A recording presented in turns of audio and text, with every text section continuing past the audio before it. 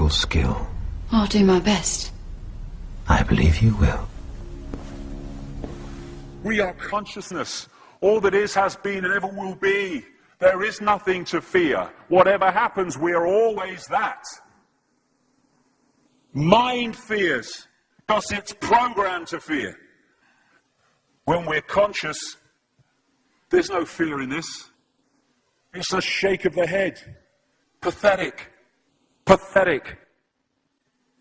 Pathetic. And we need to do this. Compliance. We need to challenge that. Not with violence, not even with aggression. We just need not to fight it. We need to walk away, because without our acquiescence it cannot survive. You know, when you look at a pyramid, we've been manipulated to believe the power in a pyramid is at the top. It ain't. The top of the pyramid is there because the rest of the pyramid's holding it up. We're holding this whole thing together. There's this story I told many years ago of a British comedian called Larry Grayson, who died. I kind of knew him vaguely, and not closely, but vaguely. And I went to his memorial service in Covent Garden, and this other comedian did this tribute to his life in which he read out this story that Larry Grayson had told him. When they were going around the variety halls and the theatres in the 60s, they had this all-male show. And Larry Grayson was the only woman in it because he was dressed up as a woman. And he said that the end of the show, the last scene, all the sailors, all the men came on dressed as sailors, and they were singing Rule Britannia. You know, Rule Britannia, Britannia rules the waves. Oh, I'm very pleased for you. Okay? And as it built up, Larry Grayson would come on dressed as Britannia with the helmet and the shield, and he would be manhandled up the side of this pyramid to the top for the big finish. And he said one night, he said things seemed to be going rather well. He said, and then I noticed that a sailor in the bottom left-hand corner had got rather a cough. And this cough got worse and worse and worse to the point where the sailor couldn't stay in the pyramid anymore and stepped out of it. Larry Grayson, symbolic of this elite at the peak of the pyramid, ended up in the second row. And the elite, the power center, had done nothing to bring about this. One sailor, the bottom of the pyramid, had got a cough. And the whole thing collapsed. And I listened to that and I thought, my God, yes, that's it. We, the powerless people, are holding the powerful people up there, and they know that. They're terrified of us realizing that. Do you remember that movie, animated movie, A Bug's Life? A Bug's Life with the grasshoppers? And what happened was, there was these ants, and Ant Island as they called it, and these grasshoppers used to come every year and take all the food, and the ants had to spend a whole year gathering the food together for the grasshoppers because they were terrified of the grasshoppers.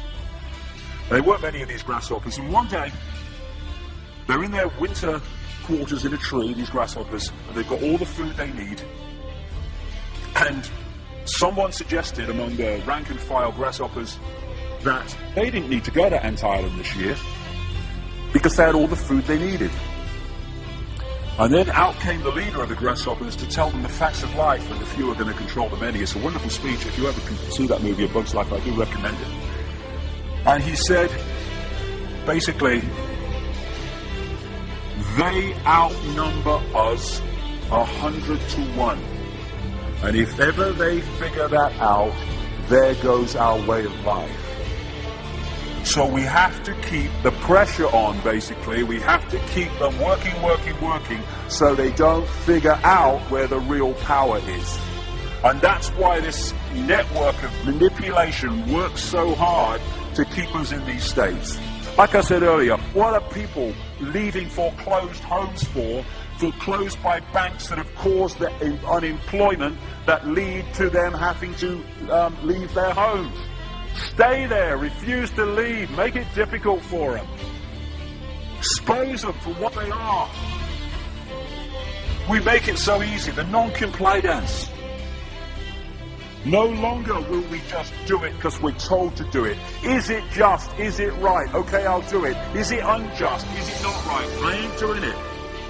We start to make the decisions on what we will and will not do based on our values and not some imposition from the dark suits.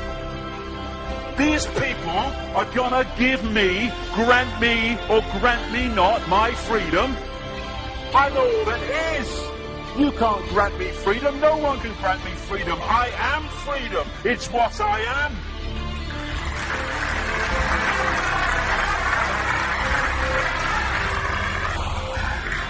The big question, what would consciousness do? What would consciousness do in this situation? And when we ask that question, it really just changed the way we see the world. Not what would I do, mind, or frightened. What would consciousness do? You know, this is a great line. If it's not right, don't do it. If it's not true, don't say it. And what would transform this world overnight is if we started doing what we knew to be right in the situations we face, instead of what we think is right for us in the moment. Not what are the consequences for me, or what's the best thing for me, how do I get the best deal out of this? What is right? What is just in this situation? If we started making decisions based on that, the world would transform overnight. These are very simple things. If we want a world of peace, then we need to be peaceful. We don't need to fight for it. We just need to be peaceful, and we'll bring that about. If we want a world of kindness, we need to be kind, and then it will naturally unfold. We don't fight for kindness. As Martin Luther King said, it's a wonderful saying, piece of oratory. Cowardice asks the question, is it safe? Expediency asks the question, is it politic? Vanity asks the question, is it popular? But consciousness asks the question, is it right? And there comes a time when one must take a position that is neither safe, nor politic, nor popular, but one must take it because it is right. And when enough of us do that, what is right will manifest by definition. And we're in this position now where this vibrational change, this energetic change is taking place, where we can start cracking these eggshells, where we can start becoming the full magnitude of who we are, where we can be consciousness in the now, using mind to experience this reality instead of being governed by it, turning the key to let consciousness in. We're being offered this opportunity now. No longer can we say we didn't realize who we are, we didn't know we could do that. I was kind of waking up one day, and I saw this earth imprisoned, and I saw this big lock and a key going in and being turned. I went on the internet just very shortly afterwards. I was looking for a picture, not this one, and that's what I saw. The picture I'd just seen in my half kind of sleep. And that's what we're being offered the chance to do now, to turn the master key called becoming conscious that will bring an end to this. It's being given to us, we just need to take it. And to take it, we need to say enough. Enough of being enslaved by these people, enough of being enslaved by our manipulated ignorance, enough of being enslaved by the fear of being who we are.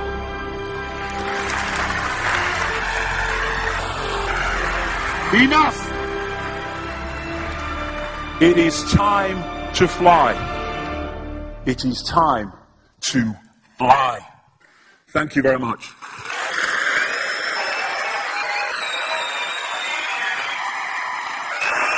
Thank you. Thank you very much. Thank you. Thank you. Thank you.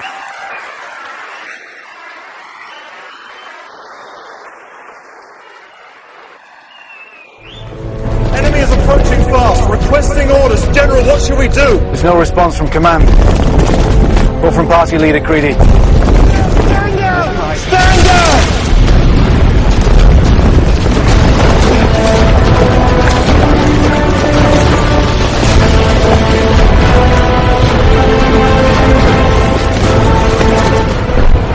And he's my father. And my mother. My brother. My friend. He is here.